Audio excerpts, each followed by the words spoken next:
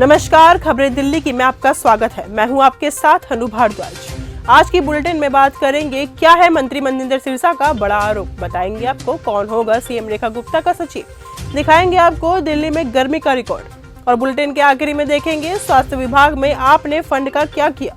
लेकिन दिन भर की तमाम खबरों से पहले एक नजर डालेंगे सुर्खियों। दिल्ली विधानसभा में कैग की दूसरी रिपोर्ट पेश, हेल्थ सेक्टर पर चौंकाने वाली खुलासे। पीएससी को सौंपी गई शराब नीति मामले की कैग रिपोर्ट, 3 महीने में होगी पेशी।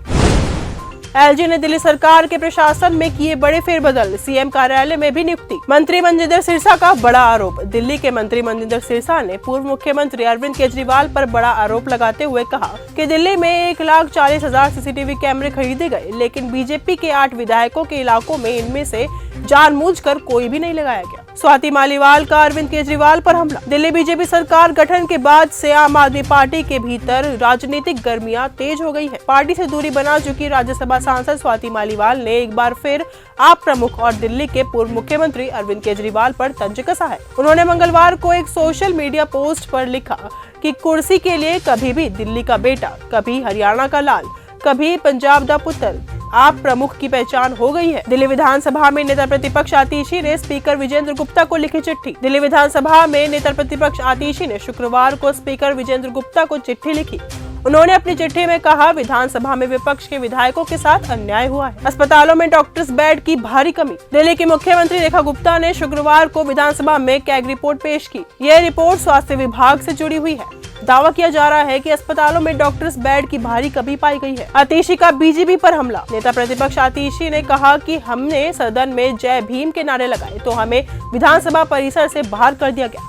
बीजेपी बाबा साहेब डॉक्टर अंबेडकर, उनके नाम और उनकी तस्वीर से नफरत करती। दिल्ली में बना गर्मी का रिकॉर्ड। दिल्ली में 27 फरवरी को न्यूनतम तापमान 19.5 डिग्री सेल्सियस दर्ज किया गया, जो 74 साल में फरवरी माह के रात में सबसे अधिक तापमान है। ये सामान्य से 60 डिग्री ज्यादा तापमान है। मौसम केंद्र में दर्ज किए गए न्यूनतम तापमान साल 1951 से 2025 के बीच की अवधि में फरवरी महीने में सबसे अधिक। आईएएस मधुरानी बनी सीएम रेखा गुप्ता की सचिव। दिल्ली में बीजेपी सरकार के गठन के बाद नौकरशाही में पहला बदलाव हुआ है, जिसमें 2008 बैच के आईएएस अधिकारी मधुरानी को मुख्यमंत्री रेखा गुप्ता का सचिव नियुक्त किया गया। ये फेरबदल दिल्ली सरकार के उपराज्यपाल वीके सक्सेना के अधीन सेवा विभाग द्वारा किया गया। आप नेताओं के विरोध पर वीरेंद्र सचदेव का हमला। दिल्ली भारतीय जनता पार्टी के अध्यक्ष वीरेंद्र सचदेव ने आम आदमी पार्टी पर निशाना साधा है। उन्होंने कहा कि जिन नेताओं को कल तक बीजेपी विधायकों को प्रताड़ित करने में आनंद मिलता था, वे आज अपने भ्रष्टाचार को छुपाने के लिए महान नेताओं के चित्रों पर विवाद खड़ा कर रहे हैं। दिल्ली की सुरक्षा पर गृह मंत्रालय में बैठक। दिल्ली में गृह मंत्रालय में आज 12 साल बाद एक अहम बैठक का आयोजन किया गया। इस बैठक में महिला सुरक्षा, विदेश में बैठे अपराधियों से सुरक्षा, सीसीटीवी, ट्रैफिक, जल जमाव जैसे मामलों पर चर्चा की गई। दिल्ली की महिलाओं को 2500 रुपए देने के लिए अब तक रेखा सरकार ने क्या किया। दिल्ली की सीएम रेखा गुप्ता ने ऐलान कर दिया है कि राजधानी में 1000% महिलाओं को 2500 रुपए देने की स्कीम लागू होगी। इसके बाद अब स्कीम को लागू होने में महज 8 दिन बचे हैं।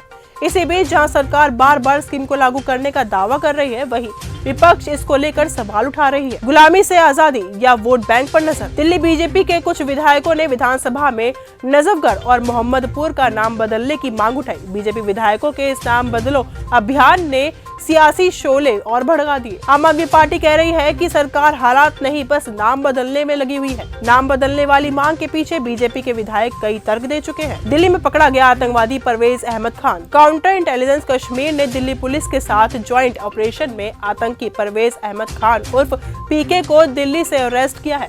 यह आतंकवादी फंडिंग में शामिल था, साथ ही सीमा पार बैठे आतंकी संगठनों के संपर्क में भी था। श्रीनगर की एक कोर्ट ने इसकी गिरफ्तारी का वारंट भी जारी किया था। पुराने नामों को याद कर सदन में भावुक हुए मोहन बिष्ट। दिल्ली विधानसभा के डिप्टी स्पीकर चुने गए मोहन सिंह बिष्ट ने सदन में कहा कि नम्रता और विनम्रता हमारे गहने हैं। मैं सीएम का आभारी हूं कि उन्होंने उपाध्यक्ष पद के लिए मेरे नाम का अनुमोदन किया।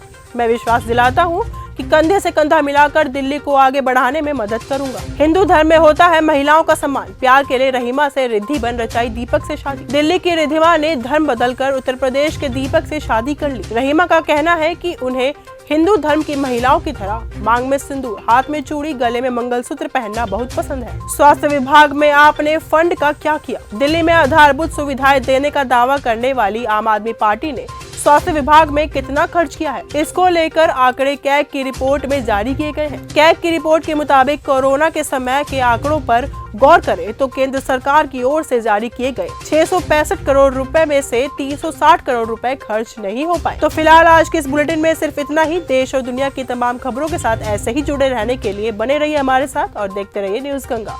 ऐसी ही खबरों को सुनने और देखने के लिए सब्सक्राइब करना बिल्कुल मत भूलिएगा चैनल न्यूज गंगा। खबरें अच्छी लगी तो लाइक का बटन दबाना बिल्कुल मत भूलिएगा। कमेंट बॉक्स में टाइप भी कर सकते हैं और हाँ, शेयर करना भी बिल्कुल मत भूलिएगा।